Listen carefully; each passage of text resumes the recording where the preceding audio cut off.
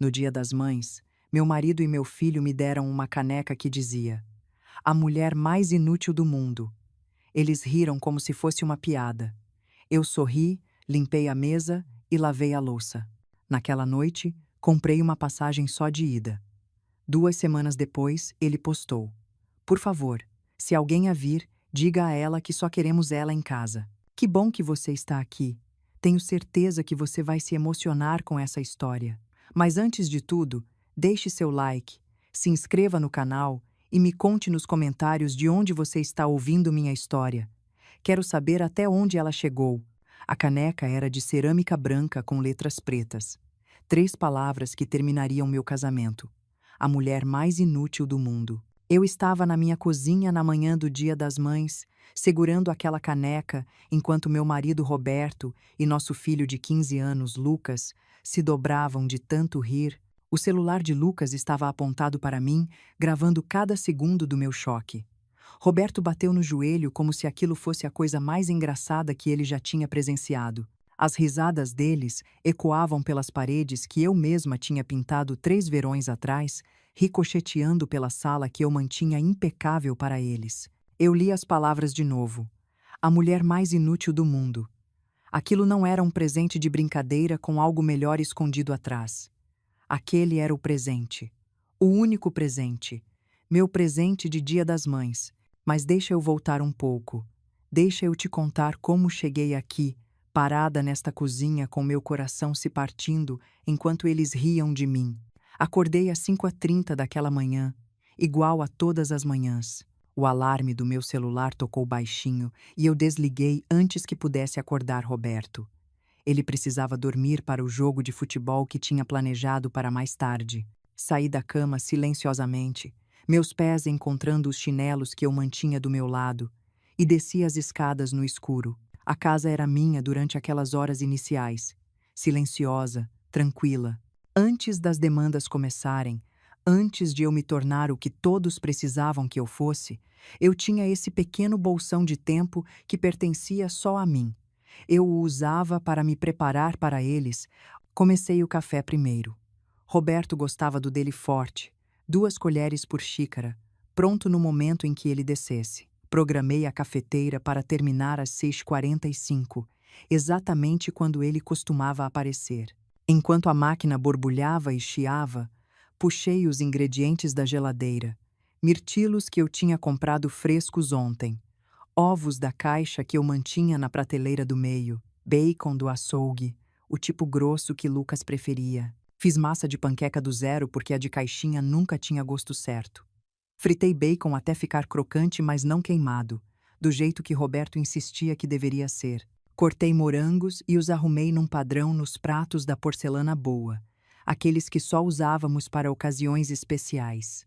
Eu queria que hoje parecesse especial. Eu queria que eles notassem. A cozinha cheirava a canela, baunilha e esperança. Esperança patética, olhando para trás agora. Mas naquele momento eu acreditava que este ano podia ser diferente. Eu acreditava que eles podiam ver o esforço, podiam reconhecer o amor que eu derramava em cada pequeno gesto. Arrumei a mesa com cuidado. Garfos à esquerda, facas à direita, guardanapos dobrados em triângulos. Usei a tigela de cristal que a mãe de Roberto nos deu como presente de casamento para a salada de frutas. Tirei 2 manchas da superfície com meu avental antes de enchê-la. Tudo tinha que estar perfeito. O uniforme de futebol de Lucas já estava pendurado perto da porta, lavado e passado. Suas chuteiras estavam limpas, cadarços trocados na semana passada, quando notei que os velhos estavam desfiando. Sua garrafinha de água estava cheia esperando na geladeira. Eu tinha checado a agenda de jogos 3 vezes para ter certeza de que tinha anotado o horário certo. 14h, campo de casa. Eu estaria lá nas arquibancadas como sempre, torcendo mesmo que ele mal jogasse mais. Esta era a minha vida. Isso era o que eu tinha construído ao longo de 16 anos de casamento e 16 anos de maternidade. Se você contar a gravidez, desisti da minha carreira quando Lucas tinha 2 anos. Eu tinha sido coordenadora de marketing numa agência no centro, um trabalho que eu amava, um trabalho onde eu era boa no que fazia. Eu estava a caminho de uma promoção para coordenadora sênior. Minha chefe tinha me dito durante minha última avaliação que eu tinha um futuro ali, que a empresa via potencial em mim. Mas Roberto disse que fazia sentido um de nós ficar em casa. O trabalho dele pagava mais. O trabalho dele tinha melhores benefícios. O trabalho dele tinha mais potencial de crescimento. E alguém precisava estar disponível para Lucas para as consultas médicas, buscas na escola e dias de doença que vinham com criar uma criança. Concordei porque acreditava em construir algo juntos. Acreditava que sacrifício era a base da família. Achei que éramos um time, então larguei. Fiquei em casa. Aprendi a estruturar toda a minha existência em torno de apoiar o avanço de Roberto e criar Lucas para ser uma boa pessoa. Eu participei de toda a reunião de pais e mestres, até aquelas que Roberto disse que estava muito ocupado para ir. Coordenei toda a arrecadação da escola, passando horas nas reuniões da Associação de Pais, ouvindo outras mães debaterem bazar de bolos versus lava-jato de carros. Eu lembrava de todo o aniversário na família extensa de Roberto, comprei todo o presente, assinei nossos 2 nomes em todo o cartão. Aprendi a cozinhar as receitas da mãe dele exatamente como ela fazia. Mesmo que precisassem de ingredientes que eu tinha que dirigir 30 minutos para encontrar numa loja especializada. Passava as camisas sociais de Roberto todo domingo à noite, enquanto ele assistia qualquer jogo que estivesse passando na TV. 5 camisas perfeitamente passadas, penduradas no armário dele, organizadas por cor. Ele nunca me agradecia. Ele só esperava que estivessem ali. Transformei nossa casa em algo que parecia melhor do que quando compramos. Pintei paredes, restaurei móveis, plantei um jardim que florescia em cores coordenadas. Quando os colegas de Roberto vinham para jantares em nossa casa em Porto Alegre, eles o elogiavam pela casa linda. Ele aceitava os elogios sem nunca mencionar que eu tinha feito todo o trabalho. Em algum lugar de tanto dar, esqueci de perguntar o que estava recebendo em troca. Ou talvez tivesse medo de perguntar porque já sabia a resposta. Nada. Eu não estava recebendo nada exceto o privilégio de continuar dando. Os sinais de alerta estiveram lá por anos. Eu só me recusei a vê-los. No Dia das Mães do ano passado, Roberto me deu uma planta em vaso, que pegou num posto de gasolina no caminho de casa do trabalho. As flores já estavam murchas, o solo seco. Morreu 2 semanas depois, porque ninguém regou exceto eu, o que parecia derrotar todo o propósito de receber uma planta como presente.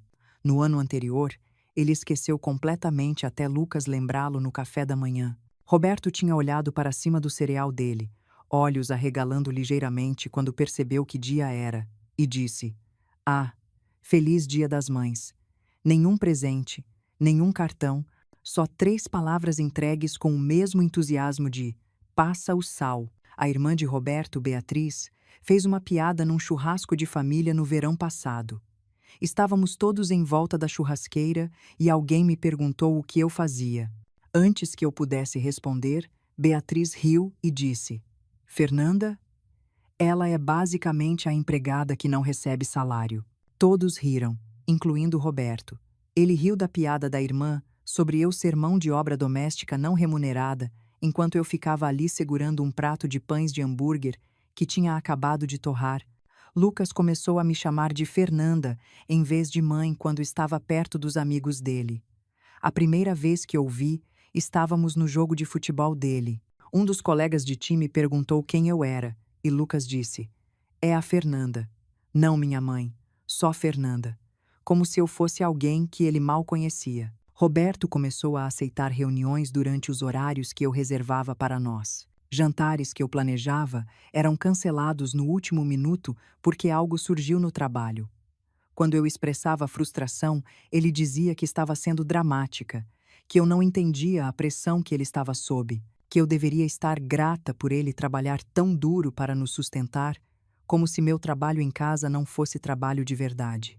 Como se criar nosso filho e manter nossa casa e gerenciar todo aspecto da nossa vida doméstica não fosse uma contribuição com valor mensurável. A invisibilidade se instalou tão gradualmente que não percebi até estar completa. Eu me tornei móveis, infraestrutura, algo que estava simplesmente ali, funcionando, sem precisar de reconhecimento ou apreciação. Quando fui até a mesa naquela manhã com as panquecas perfeitamente empilhadas e o bacon perfeitamente crocante e a salada de frutas perfeitamente arranjada, eles mal levantaram os olhos. Roberto estava olhando para o celular, rolando por e-mails de trabalho. Lucas estava verificando o Instagram. Nenhum deles disse obrigado. Nenhum deles comentou sobre o esforço. Eles simplesmente começaram a comer como se esta refeição tivesse se materializado através de mágica, ao invés de 2 horas de trabalho manual. Eu me sentei, coloquei o guardanapo no meu colo, olhei para a comida no meu prato e percebi que não estava com fome. Um nó tinha se formado no meu estômago, apertado e pesado. Então, eu disse, tentando manter minha voz casual: Dia das Mães. Roberto olhou para cima do telefone dele. Ah, certo. Ele cutucou Lucas. A gente tem aquele negócio? Lucas colocou o telefone de lado com um suspiro exagerado. Tá na minha mochila. Eles trocaram um olhar que eu não conseguia decifrar. Algo entre diversão e cúmplice. Um sorriso passou pelo rosto de Roberto que me fez o estômago apertar mais. Pega aí, Roberto disse. Lucas saiu da cadeira e foi até a mochila dele no balcão. Ele voltou carregando um pequeno presente embrulhado em papel rosa. O embrulho estava amassado, a fita torta. Era óbvio que tinha sido embrulhado apressadamente, sem cuidado. Ele colocou na minha frente com um floreio dramático. Feliz Dia das Mães, Fernanda. Não, mãe, Fernanda.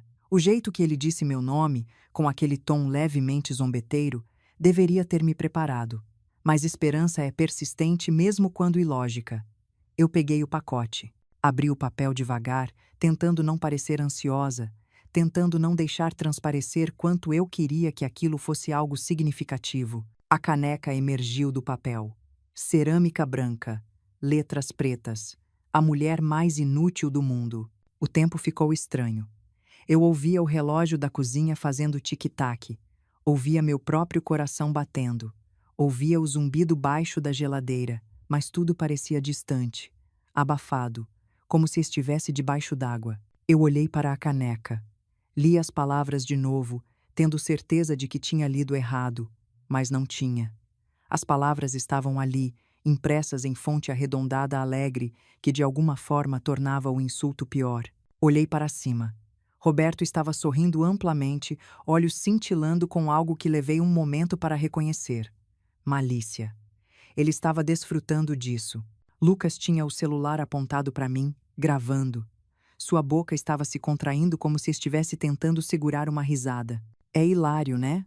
Roberto disse. É verdade porque é engraçado. E então, eles começaram a rir. Risadas profundas e genuínas que encheram a sala. Roberto se inclinou para trás na cadeira dele, segurando a barriga. Lucas balançava a cabeça, o celular tremendo enquanto ele ria. Eu sentei ali segurando a caneca. A porcelana estava fria contra minhas palmas. Meus dedos traçaram as letras involuntariamente, sentindo as depressões onde a tinta tinha sido impressa na superfície. A mulher mais inútil do mundo. Era isso que eles achavam de mim. Não só Roberto, mas Lucas também. Meu filho, a criança que eu tinha carregado, dado à luz, amamentado, cuidado durante febres do meio da noite e pesadelos da infância, e joelhos esfolados e corações partidos, o menino para quem eu tinha cozinhado milhares de refeições, lavado milhares de cargas de roupa, dirigido incontáveis quilômetros para práticas e jogos e festas de aniversário. Ele pensava que eu era inútil. Algo dentro de mim, que tinha sido esticado fino por anos, finalmente se rompeu. Não dramaticamente, silenciosamente, como um elástico se partindo debaixo da superfície de água calma. Eu coloquei a caneca na mesa, juntei os pratos sujos, levei-os para a pia. Comecei a lavar a louça, enquanto eles continuavam rindo atrás de mim. A água da torneira estava quente demais. Queimava minhas mãos. Eu não ajustei a temperatura. Roberto finalmente parou de rir o suficiente para falar. Você não vai dizer nada? Sem senso de humor? Virei minha cabeça apenas o suficiente para vê-lo. Ele estava esparramado na cadeira dele, completamente relaxado, completamente confortável. Um homem que nunca tinha questionado seu direito a tudo que eu provinha. É engraçado, eu disse. Minha voz soou estranha aos meus próprios ouvidos, plana, sem emoção. Muito engraçado. Terminei a louça, sequei minhas mãos, subi as escadas. No quarto, sentei na beira da cama. Peguei meu celular. Abri o app de passagens aéreas que tinha baixado semanas atrás. Não porque estava planejando qualquer coisa, mas porque tinha começado a precisar saber que saídas existiam. Rolei pelas opções: São Paulo, Rio de Janeiro, Belo Horizonte, Salvador, lugares longe daqui, lugares onde ninguém me conhecia como a esposa de Roberto ou a mãe de Lucas, lugares onde eu podia ser só Fernanda. Meu dedo pairou sobre o botão de comprar. Uma passagem só de ida para São Paulo saindo em 2 semanas. O preço faria uma diferença no orçamento doméstico. Roberto perceberia quando checasse a conta compartilhada. Pressionei comprar. A confirmação piscou na minha tela.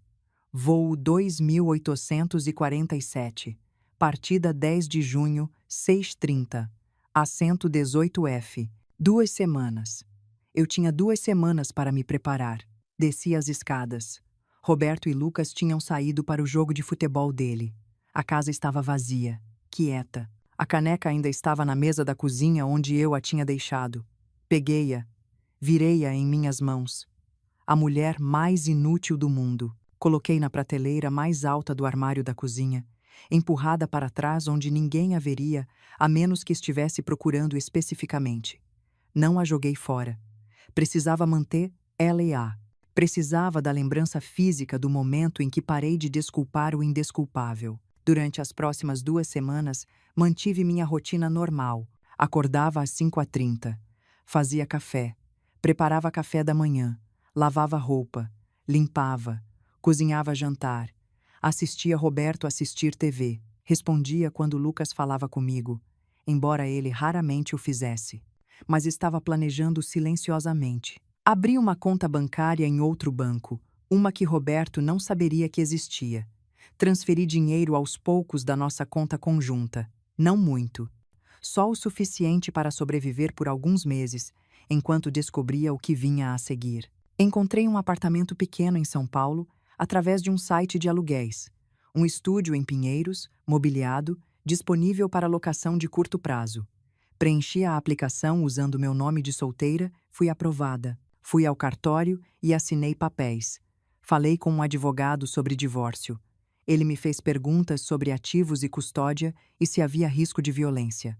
Respondi cada uma mecanicamente. Não, nenhuma violência. Sim, Lucas era suficientemente velho para escolher onde viver. Sim, eu entendia meus direitos. Comecei a separar minhas coisas. Não muito, só o essencial: roupas, documentos, algumas fotos de quando Lucas era pequeno, o colar que minha avó tinha me dado. Tudo o que realmente importava cabia em 2 malas. Roberto não notou nada. Por que notaria? Ele nunca prestava atenção de verdade ao que eu fazia. Eu era infraestrutura de fundo, funcionando confiavelmente, exigindo zero de sua atenção consciente. Lucas estava mais envolvido com seus amigos e namorada para notar que sua mãe estava sistematicamente desmontando sua presença em sua vida. À noite antes de eu partir, fiz o prato favorito de Roberto, feijoada. Passei horas preparando, o feijão cozinhando devagar, as carnes perfeitamente temperadas, a couve finamente fatiada, a farofa crocante, coloquei na mesa. Roberto comeu 3 porções. Isso tá ótimo, ele disse entre garfadas. Você devia fazer isso mais vezes. Com certeza, eu disse. Naquela noite, fiquei acordada ao lado dele, ouvindo ele roncar.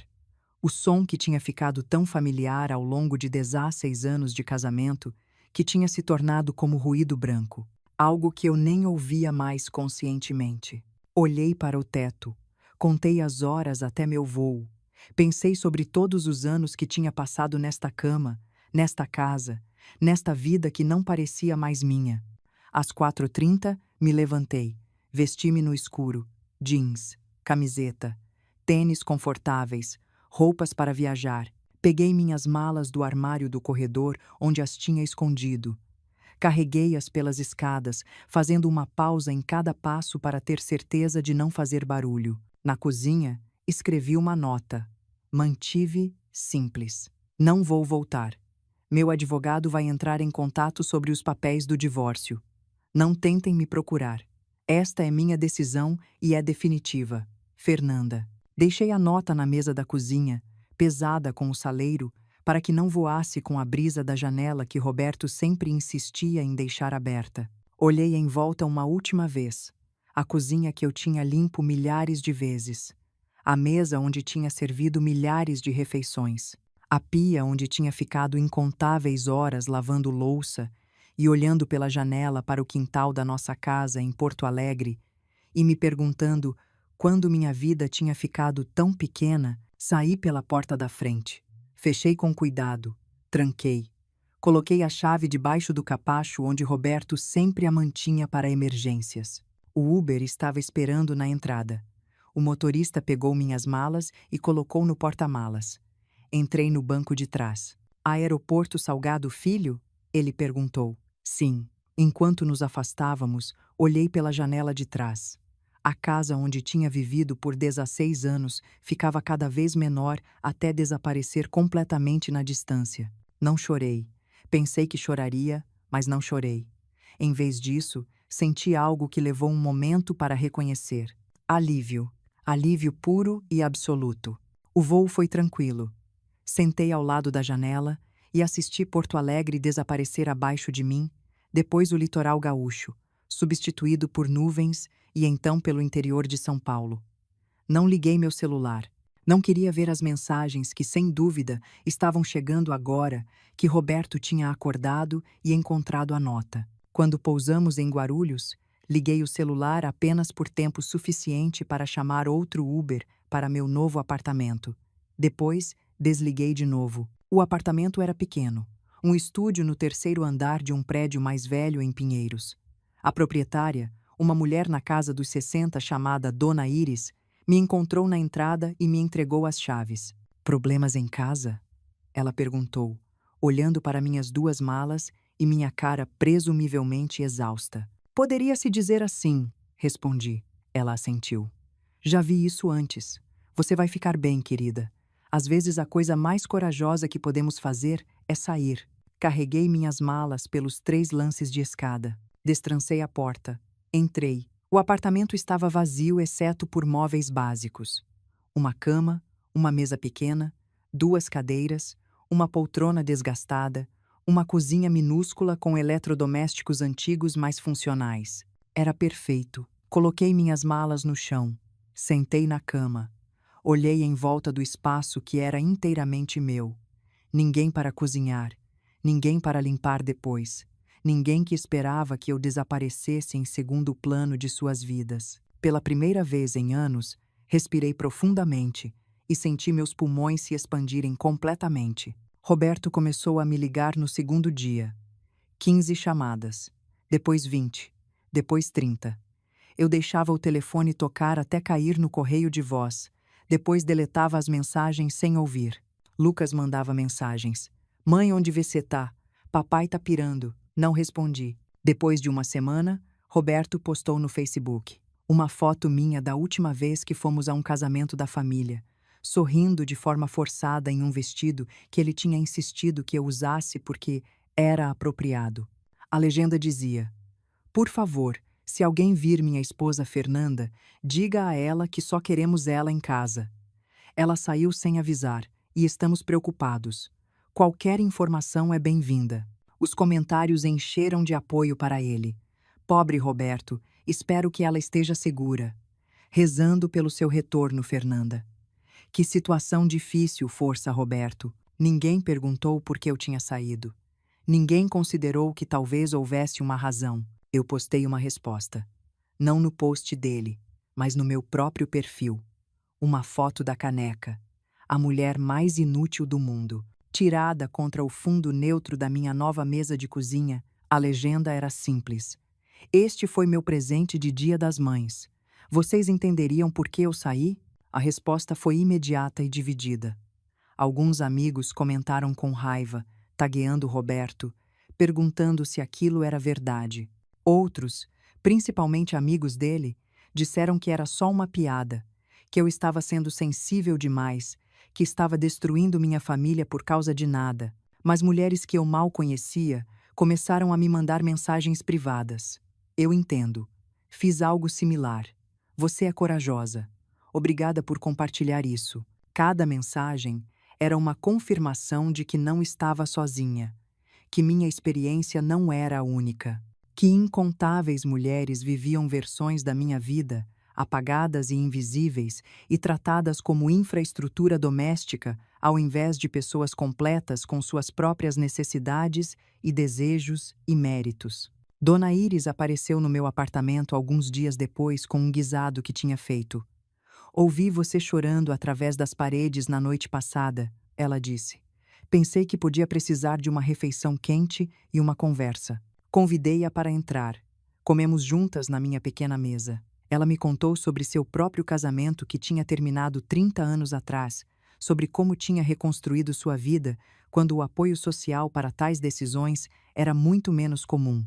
A parte mais difícil, ela disse, é aceitar que os anos que você deu não foram desperdiçados só porque o relacionamento acabou.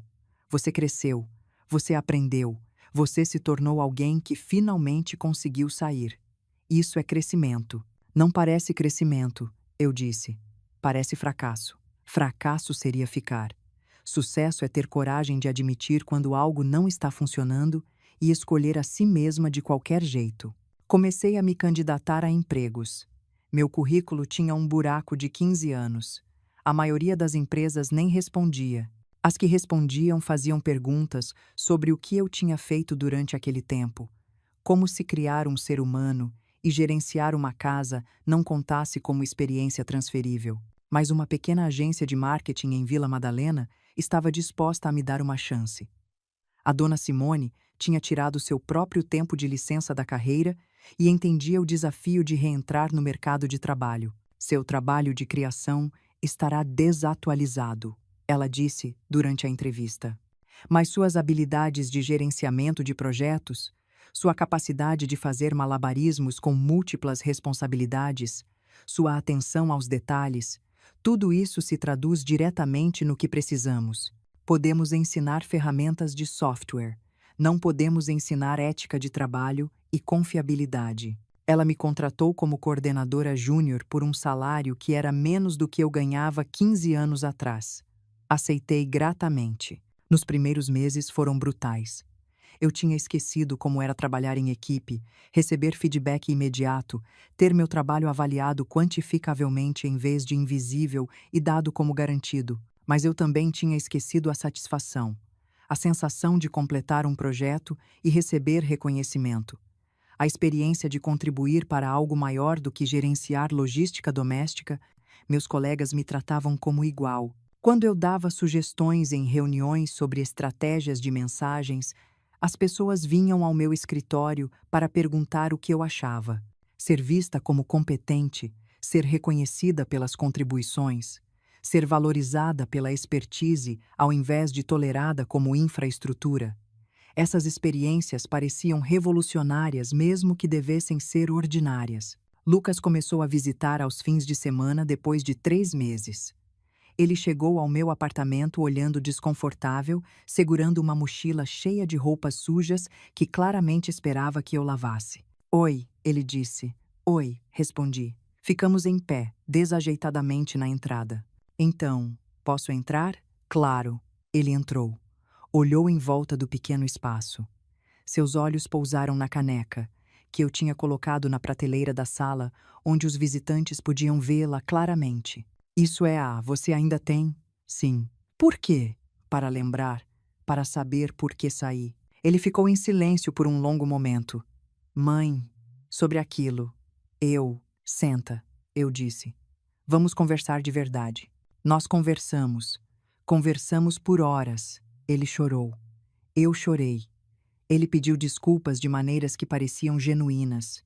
Não apenas desculpas performáticas projetadas para fazer com que eu voltasse. Papai está. Ele não está bem, Lucas disse. A casa é uma bagunça. Ele não sabe como fazer nada. Ele tentou fazer aquela feijoada que você fazia e incendiou a panela. Ele continua me perguntando quando você vai voltar para casa, e eu fico tipo, talvez ela não vá. Talvez ela não devesse. Eu não vou voltar, confirmei. Eu sei. Eu acho que sempre soube. Quando encontramos a nota, papai ficou bravo primeiro. Disse que você era egoísta, que estava tendo uma crise da meia-idade, que ia se arrepender. Mas depois de algumas semanas, ele tipo, desabou.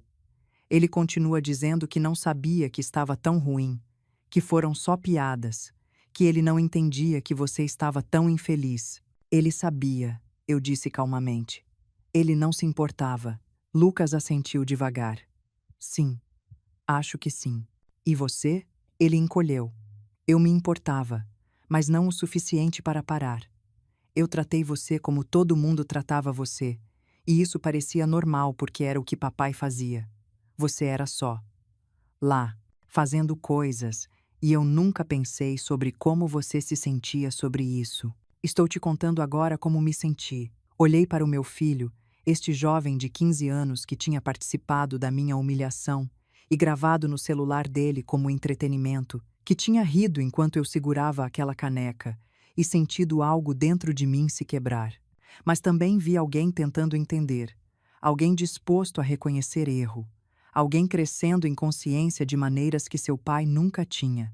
Você vai voltar pra gente? Ele perguntou baixinho. Não, nem por mim? Especialmente não por você. Ele pareceu confuso. Continuei. Se eu voltar, ensino a você que é aceitável tratar as pessoas dessa forma. Ensino a você que mulheres devem absorver desrespeito e continuar provendo de qualquer jeito. Ensino a você que não há consequências reais para a crueldade desde que seja embalada como piada. Recusar participar da minha própria diminuição é o presente de mãe mais importante que posso te dar. Lucas processou isso. Assentiu lentamente. Ok, isso. Faz sentido, na verdade. Ainda vou ser sua mãe. Você sempre pode me visitar. Sempre pode me ligar. Mas não vou voltar para uma situação onde meu valor é medido apenas pela minha utilidade para outras pessoas. Ele visitou quase todo o fim de semana depois daquilo. Às vezes ficávamos em silêncio confortável, às vezes conversávamos por horas, lentamente, dolorosamente. Reconstruímos um relacionamento baseado em respeito mútuo, ao invés de serviço unidirecional. Roberto tentou entrar em contato várias vezes. Eu bloqueei o número dele. Ele apareceu no meu trabalho uma vez. Seguranças o escoltaram para fora depois que me recusei a falar com ele. Ele contratou um advogado que tentou argumentar que eu tinha abandonado meu dever conjugal. Meu advogado apresentou evidências da caneca, dos anos de contribuições não reconhecidas, do padrão sistemático de desrespeito. O juiz não ficou impressionado com os argumentos de Roberto. O divórcio foi finalizado 8 meses depois que saí. A divisão de bens foi surpreendentemente favorável. Descobriu-se que eu tinha contribuído significativamente para a renda doméstica através de trabalho não remunerado, e isso valia alguma coisa aos olhos da lei. Usei minha parte para investir em mim mesma. Fiz cursos online para atualizar minhas habilidades de marketing. Entrei em rede com outras profissionais. Comecei um blog sobre reconstruir carreiras após lacunas de cuidados. Simone me promoveu a coordenadora plena depois de 6 meses. Você é uma das minhas melhores contratações, ela disse. A determinação de alguém reconstruindo sua vida não é algo que pode ser ensinado. Conheci mulheres através do meu blog que estavam vivendo versões da minha história. Algumas ainda estavam em casamentos que as esvaziavam. Outras tinham saído recentemente e estavam navegando os primeiros meses aterradores de reconstrução. Compartilhamos estratégias e recursos, celebramos as vitórias umas das outras, lamentamos os contratempos juntas. Um ano após sair, estava sentada no meu apartamento numa noite de sexta, não cozinhando, não limpando a bagunça de outra pessoa, não preparando para as necessidades de alguém para o dia seguinte, apenas sentada, bebendo chá, lendo um livro. Meu telefone tocou. Lucas. Oi, mãe. Oi, meu amor. Então, papai está saindo com alguém. Ah, esperei para sentir algo. Ciúme, talvez, ou mágoa. Não senti nada particularmente. Como você se sente sobre isso? Bem, na verdade, sinto um pouco mal pela mulher. Ela é legal, mas já consigo ver papai fazendo as mesmas coisas, esperando que ela faça tudo, não percebendo quando ela faz coisas, reclamando quando não é exatamente como ele quer. Algumas pessoas não mudam. Eu não quero ser assim, Lucas disse, abruptamente. Não quero fazer alguém se sentir do jeito que papai fez você se sentir. Então não faça. É uma escolha que você faz todos os dias. Você acha que posso aprender? Tipo, não fui criado vendo um modelo bom. Você viu 2 modelos. Viu como não fazer através do seu pai.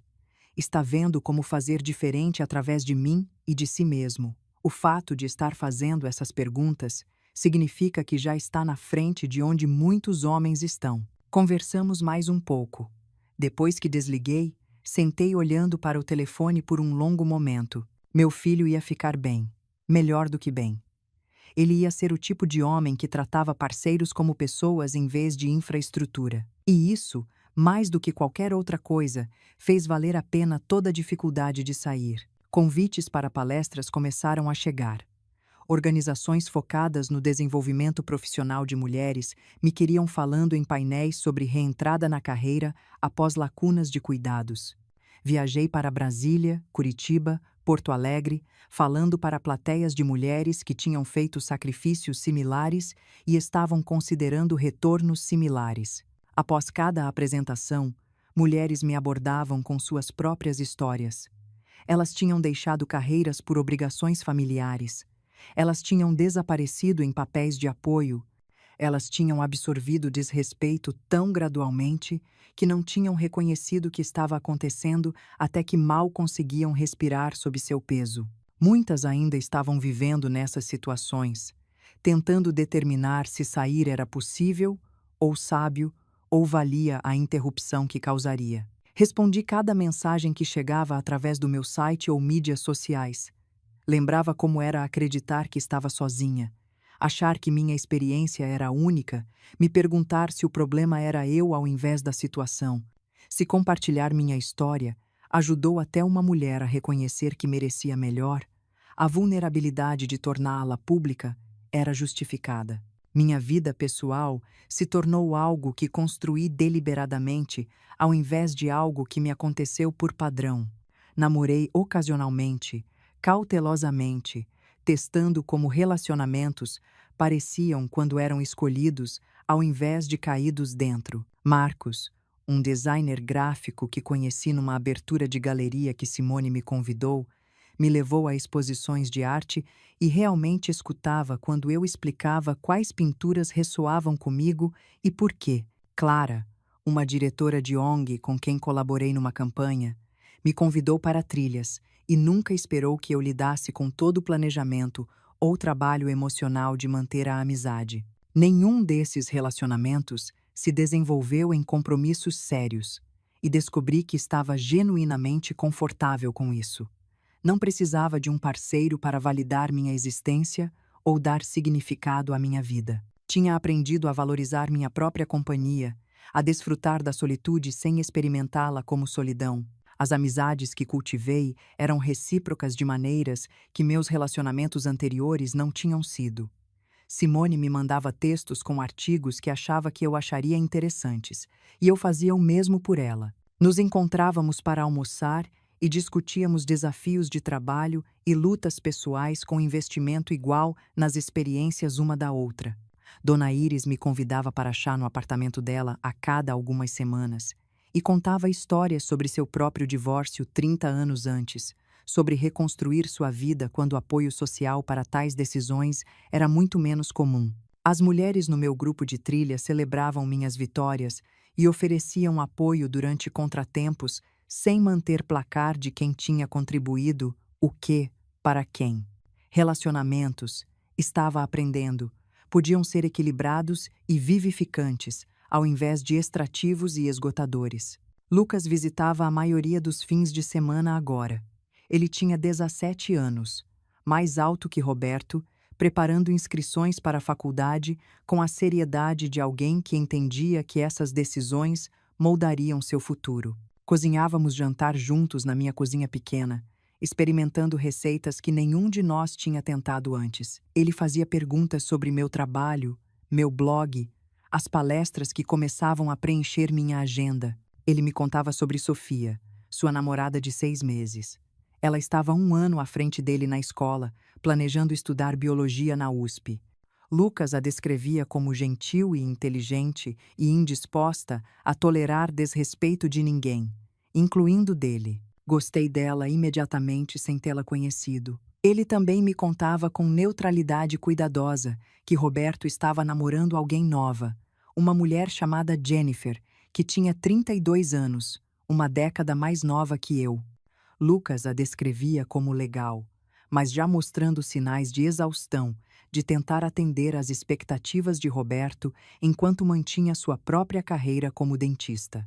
Não quero me tornar como o papai, Lucas disse uma noite enquanto lavávamos louça depois do jantar. Não quero fazer alguém se sentir do jeito que ele fez você se sentir. Sequei um prato cuidadosamente antes de responder. Consciência é o primeiro passo. Crescimento vem de escolher diferente todos os dias, especialmente quando escolher diferente é desconfortável ou requer mais esforço. Tivemos conversas difíceis durante essas visitas sobre a caneca e a risada, e seu papel em documentar minha humilhação. Sobre os anos quando ele tinha me tratado como infraestrutura ao invés de como pessoa, sobre as suposições que tinha feito sobre como casamentos funcionavam e como pais deveriam ser tratados. Lucas assumiu seus erros sem desviar responsabilidade para sua juventude ou influência de seu pai.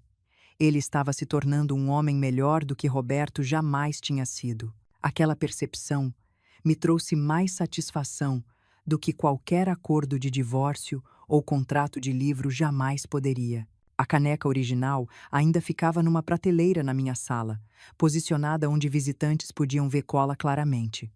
Quando as pessoas perguntavam sobre a inscrição, eu contava a história sem vergonha ou amargura. Alguns ficavam horrorizados que alguém daria tal presente. Outros acenavam em reconhecimento, vendo suas próprias experiências refletidas na minha. A caneca não era mais um símbolo da minha inutilidade. Tinha se tornado um testemunho de transformação, prova tangível de que podemos pegar as piores coisas feitas a nós e convertê-las em combustível para nos tornarmos algo melhor. Comecei a escrever um livro, não apenas sobre deixar Roberto, mas sobre todo o processo de reconstrução, sobre aprender a me valorizar novamente, sobre as barreiras sistêmicas que mulheres enfrentam ao tentar reentrar em carreiras após lacunas de cuidados, sobre como nossas estruturas sociais tornam certas formas de trabalho invisíveis e desvalorizadas, simplesmente porque são tradicionalmente realizadas por mulheres. Uma editora pequena, mas respeitada em São Paulo, ofereceu um contrato. Não foi uma grande quantia de dinheiro, mas era a validação que minha história valia ser contada profissionalmente. Passei meses escrevendo e reescrevendo. Simone me deu tempo flexível no trabalho para focar no livro. Esta é marketing também, ela disse. Marketing de uma ideia mais importante do que qualquer produto que vendemos. O livro seria lançado em 6 semanas. As críticas iniciais eram fortes. Uma empresa de produção de filmes tinha expressado interesse sério em direitos de adaptação. Eu tinha sido convidada para falar numa conferência de liderança feminina em Florianópolis, com mais de 1.000 pessoas anualmente. Nada disso tinha sido parte de qualquer plano, porque não tinha um plano quando saí. Só sabia que não podia ficar. A vingança que tinha obtido não foi dramática ou violenta. Foi simplesmente recusar participar da minha própria diminuição. Foi construir uma vida tão inegavelmente gratificante que todos que tinham aceitado a narrativa de Roberto foram forçados a reconsiderar suas suposições. Tinha provado que a mulher inútil nunca foi inútil. Ela só estava esperando permissão para demonstrar seu valor.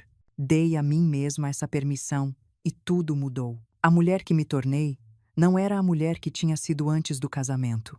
Aquela pessoa se foi, substituída por alguém que entendia o custo de se perder e recusava pagá-lo novamente. alguém que ocupava espaço sem pedir desculpas, alguém que sabia que seu valor não dependia do reconhecimento de ninguém mais. Eu era Fernanda Silva, não a esposa de alguém, não a mãe de alguém, embora Lucas sempre seria meu filho, apenas eu mesma, finalmente, completamente, sem pedir desculpas, eu mesma, e isso era mais do que suficiente.